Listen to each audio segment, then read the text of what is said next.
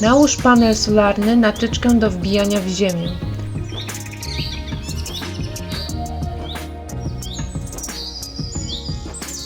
Fontanna jest wykonana z masy ceramicznej imitującej kamień.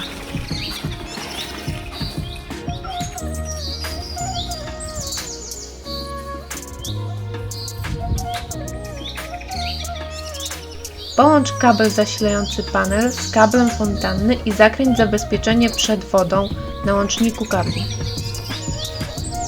Połącz rurkę umieszczoną w fontannie z otworem w pompie wodnej, która jest jednocześnie filtrem wodnym.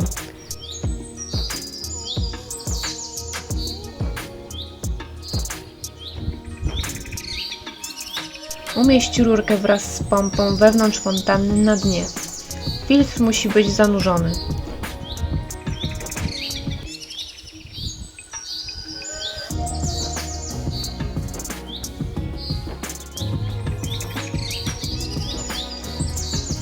Wlej do fontanny wodę.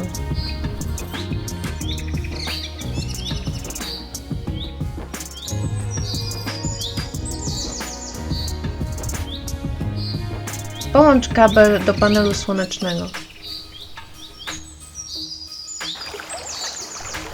Kabel jest bardzo długi, więc sama fontanna może stać w cieniu i świecić, a panel znajdować się w słonecznym miejscu. Panel działa nawet przy zachmurzonym niebie, ale nie kumuluje promieni słonecznych i po zmierzchu fontanna wyłącza się sama.